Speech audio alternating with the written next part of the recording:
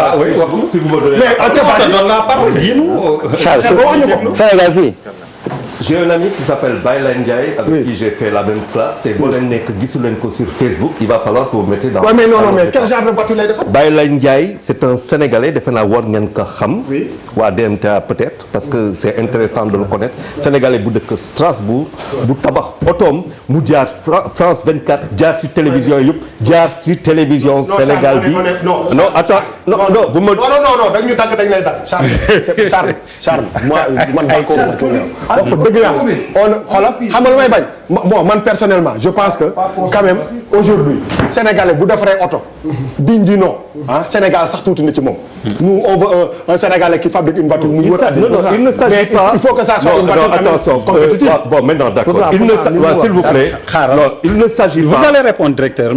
il ne s'agit pas de dire. dañ lay jéem a rek utal solution rek ngeen di jënd oto fii. allez Charles vas-y. allez vas-y Charles on écoute Charles. dafa am loo xamante ne mbaa da ngay am information ba. mbaa doo ko am boo ko amul tam munoo wax. parce que amuloo ko. mais y a un Sénégalais qui s'appelle Baylan Ndiaye ku tabax oto mun nga tabax oto mun nga tabax bateau mun nga tabax avion c'est juste une question de dynamique qui change en fonction de la terre de la mer et des cieux loolu physique la.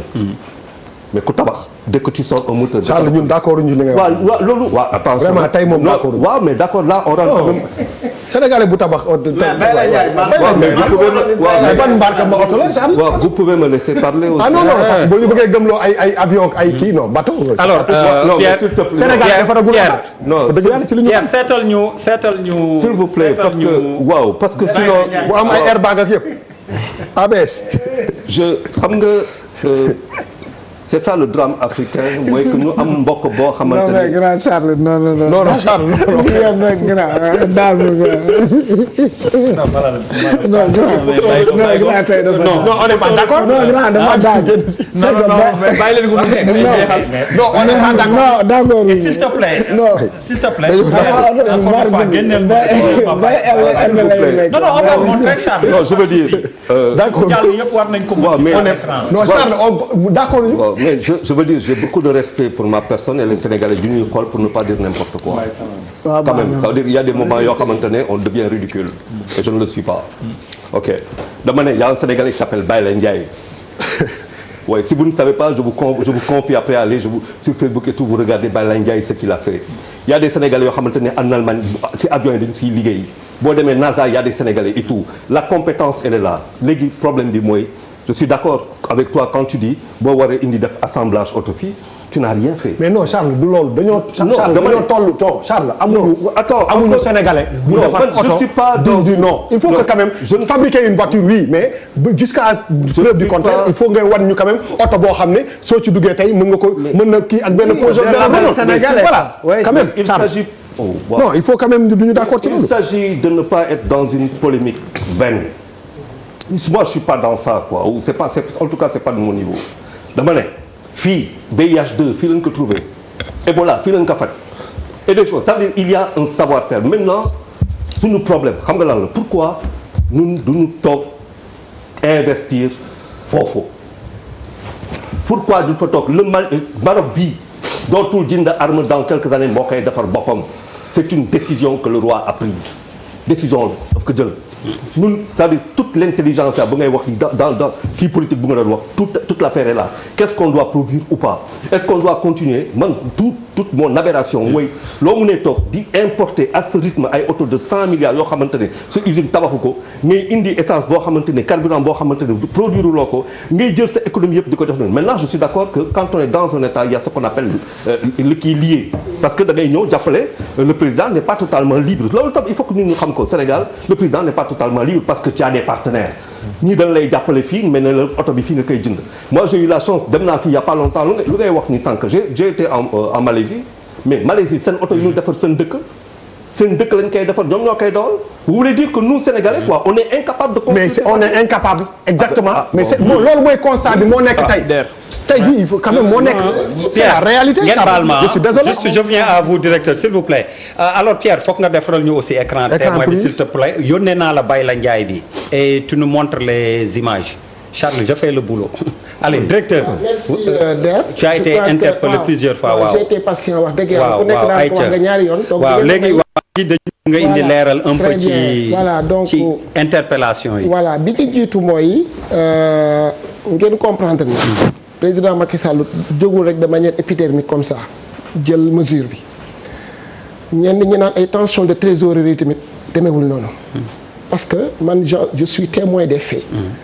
En 2016 le président jël ma ci avion maag beneen autorité bu mag bu nekk présidence de la République fekk mu amoon sommet bu amoon Kigali des chefs d'État mu yóbbaale ñu ci sommet boobu ñun jox ñu comme mission xool leen mécanisme bi Rwanda di utiliser ba nga xam ne jëndatul oto mais dafa am benn car plan dem leen ngeen jàngat ko ngeen ñëw rendre ma compte parce que loolu laa bëgg ci Sénégal loolu 2016 la ak yoo xamante donc ñu naan ay tension de trésorerie parce que front social bi dafa tàng non c'est pas ça donc peut-être loolu mën na nekk analyse bu ñu comprendre mais effectivement moi lii dama depuis 2016 yéen a ngi ciy liggéey donc mu yónni ñu mission c'est vrai que ça a pris du temps mais comme ni ko kenn waxee je crois que Bouba la xawma kii l'autre Papis administration bi moo yàgg am ay privilèges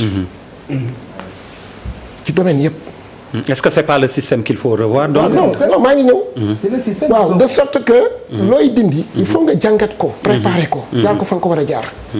donc moi je crois que moo tax depuis 2016 ba léegi ñoo ngi ko di ko étudier. di def ay études di def lépp. président tamit di ko testé ci yeneen domaine mu dox mu testé ko ci loi bi mu dox mu testé ko ci téléphone mu dox moo tax mais dafa taxaw ne.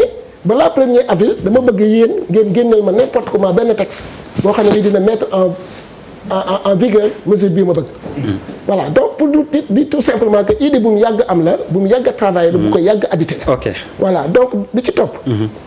muy ban type de voiture. oui effectivement projection yi ñu pare nii dañoo ne la limité oto ñaata la war a jarati. nekkul ne rek damay def appel d'offre rek. oto bu ma neex non non mais pour catégorie de fonctionnaire bu nekk dañoo nar a limiter yow sa oto war a dépenser temps loolu aussi dafa bokk ci mesure yi ñu war a jël donc c'est important waaw Pierre bu paree rek fais-moi si ñu xool tuuti un petit ou en parlant nga wàññu bàyyi la Ndiaye avec la voiture jaune bi nga xam ni moom s'il te plaît Charles t'inquiète je fais le taf comme je te dis je fais mais beneen bi ci topp mais bon beneen bi oui ci topp on continue avec directeur muy l'avenir des concessionnaires waaw xam nga le mécanisme là bi ñu nar a mettre en place ab ji bi xam nga dans l'administration véhicule occasion dañ ko interdit dañ ko prohibé parce que amul gain mën na rafet mais yàggul te amul sécurité li nga mën a maîtriser mooy oto bu bees tàq am assurance am garantie constructeur ba nga xam ne lu ci nekkul yoon mu mën ko changer lu ci am comme anomalie mu nga am koo mën a ne kii mooy responsable bi de la même manière mécanisme bi ñu nar a dugg bu ñu joxee fonctionnaire bi indemnité moo war a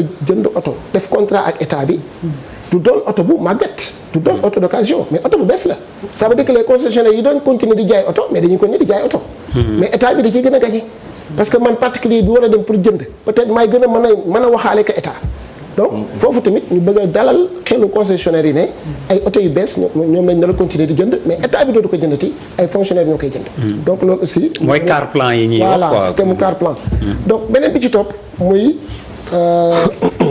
peut-être li Charles wax bon peut-être wax nañ affaire tuuti jalgati yi ak yooyu mais il faut nga comprendre ne ressources yi nga xam ne dañ ko jox service yi ñu koy utiliser amul jalgati en tant que tel ci utilisation bi peut-être arbitrage bi foofu lañ fayire boo gisee ñu attaqué véhicule de fonction mooy dañuy def xaalis ci véhicule yu gën a cher yi lu ëpp donc peut-être rééquilibrage bi mais budget yi ñuy jox ministère yi bu fekkoon ne utiliser nañ ko nañu waree mais ci ay pick-up lay dem ci ay véhicules de service yu bari ba nga xam ne agent bi gën a ndaw boo war a yóbbu courrier du am problème mu yóbbu courrier mais bu fekkee ne service bi dafa am benn budget wu 100 millions kilifa gi jënd genn wàll gi pour moom xam nga service bi dootul bareeti oto donc je crois que à ce niveau là peut-être directeur vous êtes en train de me dire vous êtes en train de cautionner ça non il y a pas de faute non si dégg nga li ma la wax dama ne faute bi nekkul xaalis bi jël jalgati ko c'est-à-dire quelqu'un qui est en prison c'est pas de l'argent c'est pas de l'argent détourné mais c'est des choix